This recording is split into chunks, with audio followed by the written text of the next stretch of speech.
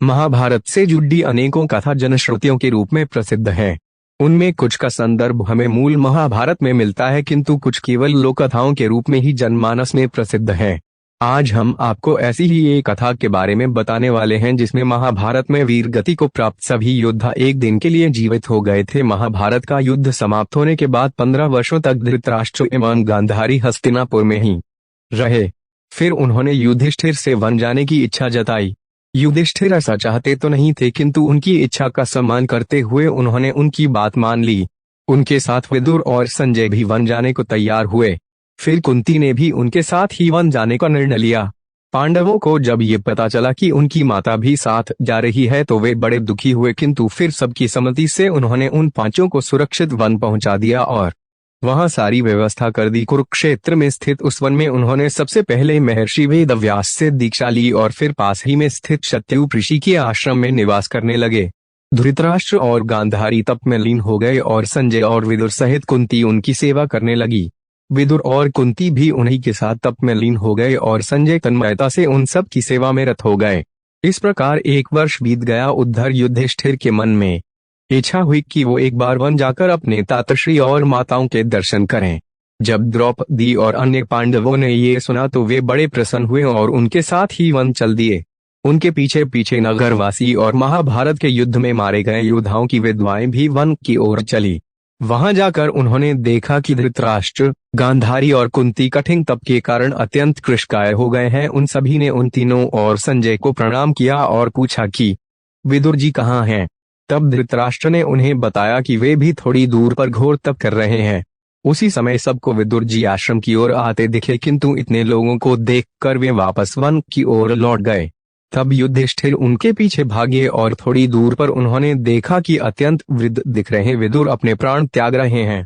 धर्मराज के अवतार विदुर के प्राण निकलकर धर्मराज के पुत्र युधिष्ठिर में ही समा गए। दुखी मन से युधिष्ठिर वापस आए और उन्होंने सबको महात्मा विदुर की मृत्यु का समाचार सुनाया, जिसे सुनकर सबको अपार दुख हुआ। फिर पांडवों ने उनका अंतिम संस्कार वही गंगा तट पर किया।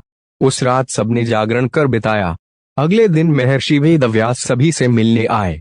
विदुर की मृत्यु का समाचार सुनकर उन्होंने सबको सांत्वना दी और कई प्रकार के उपदेश देकर उन्हें शांत किया। अपनी ओर सभी को उत्कंठा से देखते हुए देखकर महर्षि व्यास ने उन सबसे कहा कि आज आप सब की कोई इच्छा हो तो बताएं, मैं अपने तपोबल से उसे अवश्य पूर्ण करूंगा।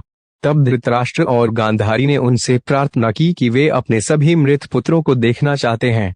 कुंती ने कर्ण को, द्रौपदी ने अपने पुत्रों को एवं सभी विधवाओं ने अपने अपने पति को पुनः देखने की इच्छा प्रकट की। उनकी ये इच्छा सुनकर महर्षि वेदव्यास ने सबको गंगा तट पर इकट्ठा होने और रात्रि की प्रतीक्षा करने को कहा। उनके आज्ञा अनुसार सभी गंगा के तट पर पहुंचे और रात्रि की प्रतीक्षा करने लगे। रात होने पर महर्षि वेदव्यास गंगा में उतर गए और पांडव और कौरव पक्ष के सभी मृत योद्धाओं का आह्वान किया। उनके आह्वान पर महाभारत युद्ध में मरे सभी योद्धा जल से निकलकर बाहर आने लगे। महर्षि वेदव्यास ने सभी को दिव्य दृष्टि प्रदान की ताकि वे अपने अपने परिजनों को देख सकें। धृतराष्ट्र और गांधारी, दुर्योधन और अपने अन्य पुत्रों कुंती, कर्ण और द्रौपदी और पांडवों को देखकर अत्यंत प्रसन्न हुए। अन्य सभी लोग भी प्रसन्नता पूर्वक अपने अपने परिजनों से मिले। किसी के मन को कोई दुख या क्रोध नहीं था। इस प्रकार पूरी रात वे अपने परिजनों के साथ बिताकर संतुष्ट हुए और प्रातः सूर्य की पहली किरण के साथ ही सभी योद्धा अपने अपने लोकों में वापस जाने लगे। तब महर्षि वेदव्यास ने सभी विधवाओं से कहा कि जो कोई भी अपने पति के साथ जाना चाहती हैं वो नदी में प्रवेश कर जाएं।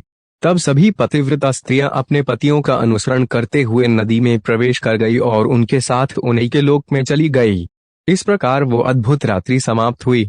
धृतराष्ट्र, गांधारी, कुंती और संजय के साथ एक माह उस वन में रहने के बाद पांडव पुनः हस्तिनापुर लौट गए। 2 वर्ष के पश्चात एक दिन देवर्षि नारद हस्तिनापुर आए और उन्होंने पांडवों को धृतराष्ट्र, गांधारी और कुंती की मृत्यु का समाचार दिया। उन्होंने बताया कि वे वन की अग्नि में फंस गए और वृद्धावस्था में वहां से न निकल पाने के कारण उसी दावानल में उनकी मृत्यु हो गई। केवल संजय ही उस अग्नि से बच पाए और तपस्वियों को ये समाचार हस्तिनापुर पहुंचाने का अनुरोध कर तपस्या करने हिमालय चले गए। अपनी माता और तात की मृत्यु का समाचार सुन पांडव शोकमग्न हो गए। फिर उन्होंने नियम